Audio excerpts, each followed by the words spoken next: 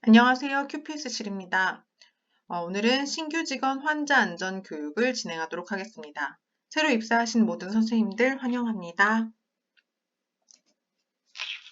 오늘 교육 목차입니다. 첫 번째로 환자 안전 사건에 대한 개념에 대해서 알아볼 거고요.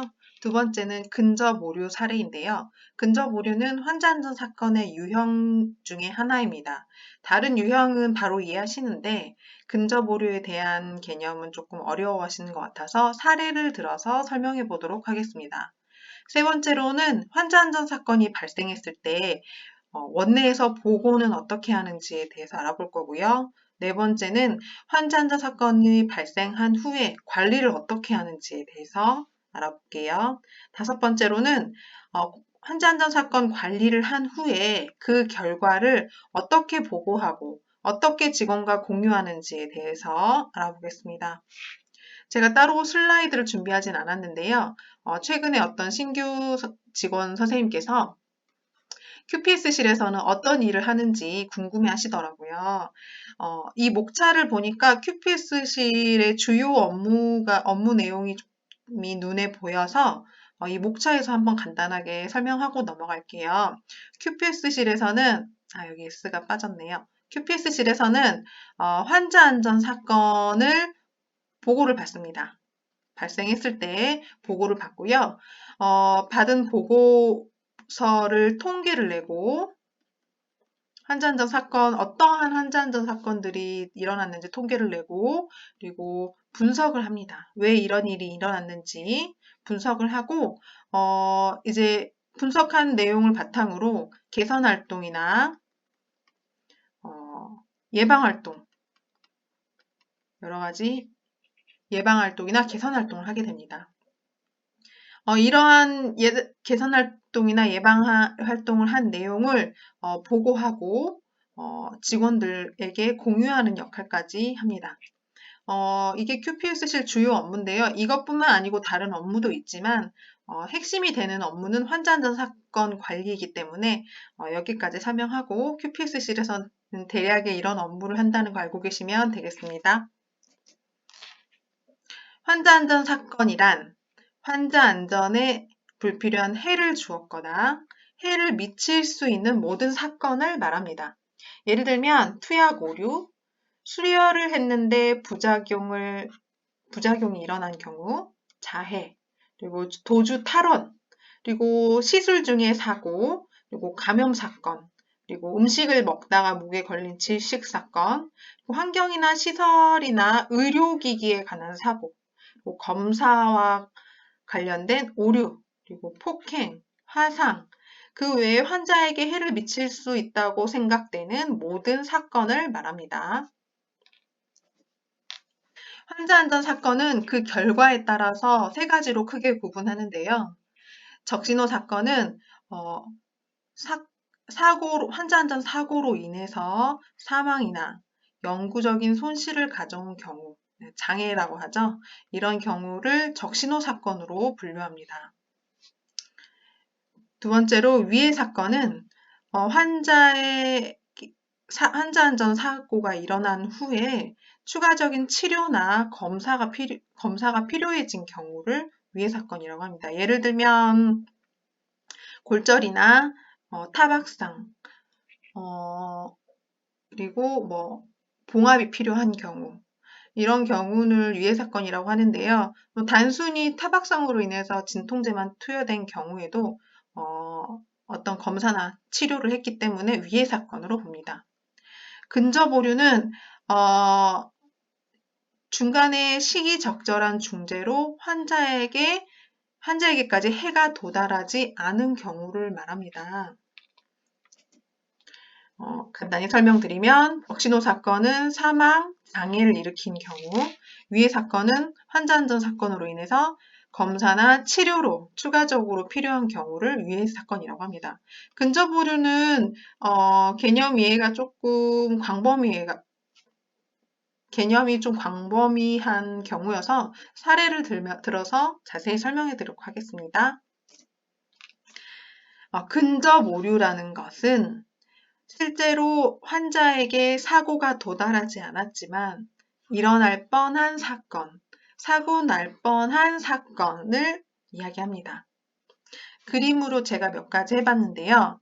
첫 번째로 넘어질 뻔하였으나 넘어지지 않은 경우, 환자가 비틀거리면서 넘어지려고 했는데 누가 잡아줬다거나 아니면은 침상 난간을 잡았다거나 아니면 다시 중심을 잡아서 넘어지지 않은 경우, 넘어질 뻔했지만 넘어지지 않은 경우를 근접 오류 사건으로 볼 수 있고요. 두 번째로 바닥에 물이 고여 있는 상태. 바닥에 물이 고여 있으면 환자가 지나가서 비틀거리지 않는다 하더라도 물이 고여 있는 것만으로도 낙상의 위험이 있기 때문에 환자 안전 사건 근접 오류로 분류합니다. 세 번째로 다른 병원에서 전원은 올 때 자가 약물을 많이 가져오시죠. 이때 라벨링을 해야 되는데 라벨링 없이 보관되어 있는 것을 발견한 경우 이럴 때도 근접 오류로 합니다. 라벨링이 정확히 되어 있지 않을 때 투약 오류를 일으킬 위험이 있기 때문에 근접 오류로 분류합니다. 소화기가 정해진 위치가 아닌 곳에 위치한 것을 발견한 경우, 소화기가 제 위치에 있지 않을 경우에 실제로 화재가 일어났을 때 화재 확산의 위험이 있기 때문에 이것도 근접 오류의 사례로 봅니다. 그림 말고 제가 글씨로 문자로 풀어서 쓴 것도 몇 가지 있는데요. 보행할 때 보행기구가 필요한 환자가 혼자서 도움 없이 걸어다니는 경우에도 낙상 위험이 있죠. 낙상하지 않았지만 낙상할 위험이 있고 사고 날 뻔한 경우로 보고 근접 오류에 포함시킵니다. 환자가 침대에서 이동 침대로 이동할 때 원래 원칙적으로 침대 바퀴를 고정하는 것이 낙상 예방 활동으로 보는데요. 침대 바퀴를 고정하지 않고 이동한 경우를 누군가가 발견했다.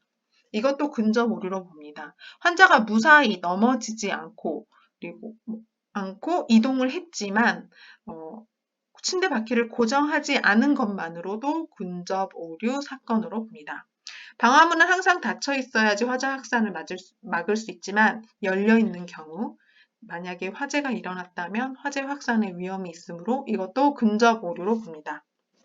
다섯 번째로 침대 고정장치가 고장난 것을 발견한 경우, 침대 고정장치는 항상 고정되어 있어야 하는데요. 고장이 나서 고정이 되어 있지 않는 상태를 발견한 것만으로도 환자 안전 사건 근접 오류로 보고할 수 있습니다. 낙상의 위험이 있기 때문에 근접 오류로 분류하고요. 여섯 번째로 전선 고정장치 탈락. 전선이 긴 경우에 벽을 타고 고정해서 설치하는 경우가 있죠. 이럴 때 이 고정 장치가 탈락되어서 전선이 이렇게 길게 늘어진 경우에는 환자가 발에 걸려서 낙상의 위험이 있기 때문에 이것도 근접 오류 사건으로 분류합니다. 제한된 반입 물품 발견함. 저희 병원에서는 자해나 타해의 위험으로 날카로운 물질이나 인화성 물질들은 입원 시에 반입 제한이 되어 있는데요. 이런 물건들을 발견한 것만으로도 근접 오류 사건으로 보고할 수 있습니다. 공기침대 전선이 빠져 있음. 욕창 예방을 위해서 공기침대를 설치해 놨는데 전선이 빠져 있거나 스위치가 꺼져 있는 경우에는 또 욕창의 위험이 있기 때문에 이것도 근접 오류 사건으로 분류합니다. 환자가 휠체어에 앉아 있는데 바퀴가 고정되어 있지 않은 것을 발견한 경우 이것도 낙상의 위험이 있기 때문에 근접 오류 사건으로 분류하고요. 이거는 병원마다 좀 다를 수 있는데요. 저희 병원에서는 낙상 고위험군 환자를 직원들끼리 정보 공유를 하기 위해서 침상에 고위험군 표지를 설치합니다. 그런데 설치가 되어 있지 않은 경우도 직원 간의 낙상 고위험 정보 공유가 적절히 이루어지지 않아서 낙상 예방 활동이 누락될 수 있기 때문에 이런 경우도 낙상 위험이 있는 것으로 보고 근접 오류로 분류합니다. 약국에서 약을 조제해서 병동에 가져와서 확인을 하고 있는데 잘못 조제된 약을 발견한 경우에도 근저보류 사건입니다. 정수기에 보면 화상주의 스티커가 다 붙어 있죠. 그런데 떨어져 있다. 이런 경우도 근저보류 사건으로 볼 수 있습니다. 9번째로 종류가 다른 검체 용기에 샘플을 보낸 경우 예를 들면 12C 보틀에 샘플링을 해야 되는 경우에 케미스트리 보틀에 잘못 샘플링해서 임상병리과에 보냈다. 이런 경우도 근저보류로 볼 수 있습니다. 또 격리실에 예를 들어서 레벨 D 보호장구를 착용하고 들어가는 경우에 완벽하게 다 착용하고 들어가야 하는데 어떤 직원이 고구를 빠뜨리고 가는 것을 보았다. 이런 경우도 근저보류 사건이라 볼 수 있습니다. 소화전 앞에는 어떤 물건도 적재해서는 안 됩니다. 그런데 이렇게 어떤 물건을 적재되어 있는 상황을 발견했을 때도 근저보류 사건으로 봅니다. 낙상 예방활동 중에 하나로 환자에게 환자 침대 위에 서 있는 자세는 하지 않도록 교육을 하고 있는데요. 이러한 자세를 발견한 것만으로도 근저보류 사건입니다. 또 다른 것은 약국에서 저희 병원에는 약국에서 조제한 약 봉투들을 각 병동 바구니를 별도로 준비해서 담아놓으면은 병동에서 찾아가는 시스템으로 운영이 되고 있는데요. 근데 3병동 환자 약물을 5병동 환자 약바구니에 잘못 담아서 이송이 되었다. 이런 경우도 근저보류로 볼 수 있습니다. 또 다른 예로 엑스레이 촬영 검사를 위해서 A라는 환자를 이동해야 하는데 B라는 환자를 이동하는 것을 다른 직원이 발견을 했다. 이런 경우도 환자 확인을 정확하게 하지 않은 것으로 보고 근저보류 사건으로 볼 수 있습니다. 그 다음 예로는 혈액 샘플링을 했는데 샘플링의 라벨링을 수기로 하다가 김미미님을 이름 라벨링을 해야 되는데 잘못해서 이미미님으로 성을 바꿔서 기재를 한 경우 이런 경우도 근저보류 사건으로 볼 수 있습니다. 환자 확인 오류입니다. 그리고 낙상 예방 활동 중에서 호출발이 중요한데요. 호출벨이 고장났거나 벽에서 떨어진 경우를 발견했다. 이것도 근저보류 사건으로 볼 수 있습니다. 낙상 위험이 있고요. 지금까지 근저보류 사건 사례에 대해서 살펴봤고요. 한 번 더 정리하고 지나가자면 환자 안전 사건은 근저보류, 그리고 위해 사건, 그리고 적신호 사건 이렇게 크게 분류한다는 거 한 번 더 짚고 넘어갈 거고요. 환자 안전 사건이 발생했을 경우에 원내에서는 어떻게 보고가 이루어지는지 알아볼게요. 환자 안전 사건이 발생했을 경우에는 시간, 장소, 종류, 경위, 피해 상황을 육하 원칙에 의해서 구두 보고 또는 원내 보고 서식을 통해서 보고하는 것을 의미합니다. 환자 안전 사건 내부 보고 지침은 절차나 지침은 병원마다 다르기 때문에 선생님들께서 근무하신 병원 지침에 따르시면 되고요. 저는 저희 병원 지침을 사례로 들어서 설명하도록 하겠습니다. 환자 안전 사건이 발생하면 응급조치를 해야겠죠. 담당에 연락해서 적절하게 응급조치를 취하고 부서장과 환자 안전 전담자에게 즉시 구두 보고를 해야 합니다. 근저보류 사건처럼 실제로 환자에게 해가 도달하지 않은 경우에는 구두 보고는 하지 않고요. 환자에게 해가 있는 경우, 위해 사건이나 적신호 사건인 경우에는 즉시 구두 보고를 해야 합니다. 상황이 어느 정도 정리되면 환자 안전 사건 보고서를 작성해서 QPS실에 제출합니다. 이렇게 제출된 보고서는 환자 안전 전담자가 QPS 위원장에게 보고하도록 보고 체계가 정해져 있습니다. 저희 병원은 QPS 위원장이 병원장으로 되어 있습니다. 저희 병원 환자안전사고 보고서인데요. 이 환자안전사건 보고서는 모든 유형의 환자안전사건을 다 이 서식으로 보고할 수 있고요. 근접오류 보고서만 별도로 준비되어 있습니다. 이거는 모든 사건 다 작성할 수 있고요. 이거는 근접오류 사건만 보고할 수 있는데요. 별도로 만든 이유는 환자안전사건 보고서가 많이 보고가 되어야 그 보고서를 바탕으로 환자안전사건을 예방하고 또 개선 활동을 할 수 있는 바탕이 됩니다. 그래서 환자안전 보고 자체가 되지 않으면 이런 개선 활동이나 예방 활동을 할 수가 없어요.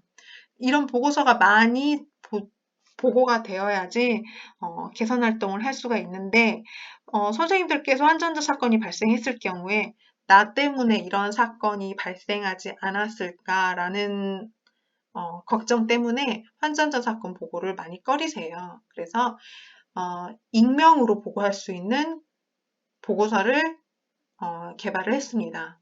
단지 이제 근접 오류 사건에 한해서만 익명 보고를 할 수 있도록 비공개 보고서를 제작한 거고요.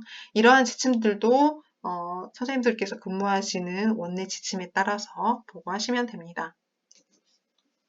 환자안전 사건 보고는 보고 기한이 따로 있습니다. 아무 때나 할 수 있는 게 아닌데요.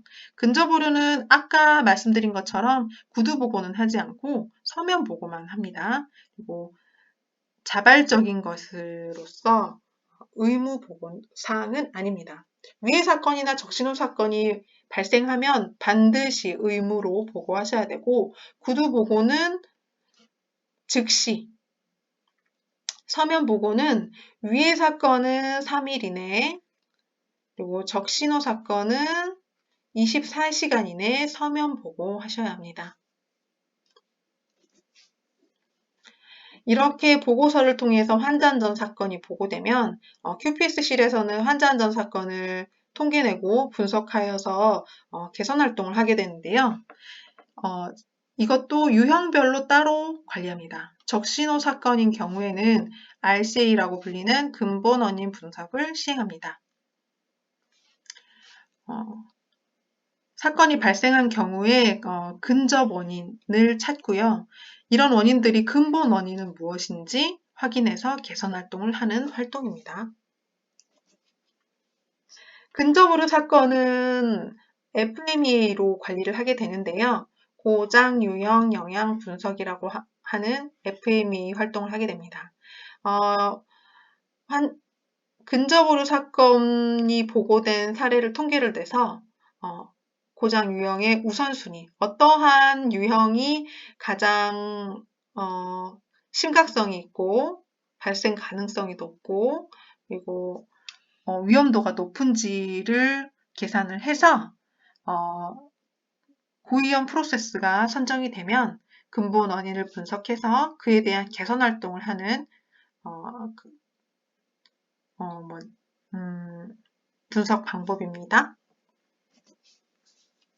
여기엔 나와 있지 않는데 위해 사건도 따로 관리를 합니다. 위해 사건은 보통 사례별로 개선 활동을 하기 때문에 여기선 따로 언급하지 않았고요. 이렇게 환자안전 사건을 관리한 결과를 보고하고 공유해야지 의미가 있는데요. 보고는 QPS 위원장에게 하게 되고요. 공유는 직원들이 언제든지 볼 수 있는 원내 게시판, 메신저, 회람 이런 것들을 통해서 관련 직원과 공유하게 됩니다. 저는 원내 전산 메신저를 많이 사용하고요. 그리고 각 층과 1층 그리고 지하에 있는 원내 게시판도 자주 이용하고 있습니다. 여기까지 환자안전 사건에 대한 교육을 마치겠고요. 지금까지 들어주셔서 감사합니다.